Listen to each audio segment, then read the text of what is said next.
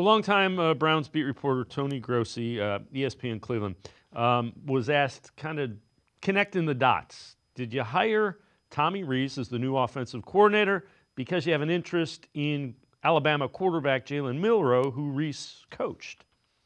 I'm already on record that I wouldn't touch him, but if they do it, fine. He does have a lot of physical traits, okay? And I'm a physical trait guy.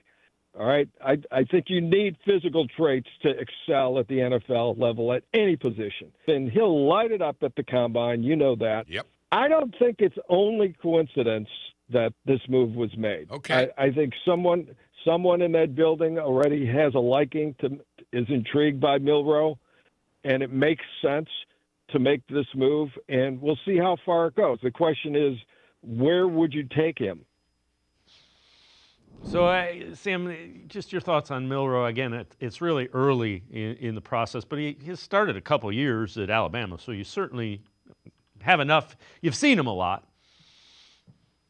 Yeah, and I don't think you make an offense coordinator move at this point because of a quarterback that you might draft in the upcoming draft. You know, it's a move where it might make you more likely to draft Milroe, but I don't think you're making this move because you've already identified Milroe as somebody that you like and that you might want to bring in.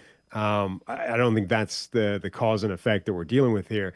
Milroe's a spectacular athlete. I mean, his rushing ability is legit. His arm is spectacular. He's got big size, big strength, big athleticism, and mobility. He's just not a consistent passer. He's not a consistent quarterback at this point. So he's definitely an intriguing player that you might like in a draft that is not particularly stocked with quarterbacks. And particularly once you get past those top two guys, who I think most people are anticipating go in the first 5 picks, you know, once you get beyond those two, there are going to be rankings all over the place. You know, somebody is going to get pushed up. Somebody is going to get drafted higher because there will still be teams that need quarterbacks. And, you know, someone will gravitate towards a Milroe because of those physical traits that we talked about and hope that they can teach him to be a high-level quarterback at the next level. But he hasn't shown the ability to consistently develop that side of his game. He didn't get necessarily better at that during his college career. So I think it's still a massive projection and a risk to take him if you need him to start early. Yeah, you know, as I hear you describe him, it's kind of the same thing I heard about Lamar Jackson, and I don't want to say he's going to become Lamar Jackson because, but those were the question marks that a lot of people had about Lamar Jackson coming out. Yeah, I mean, they were. I don't think that they were as well founded with Lamar Jackson. I think he was a significantly better passing quarterback in college than Milroe is.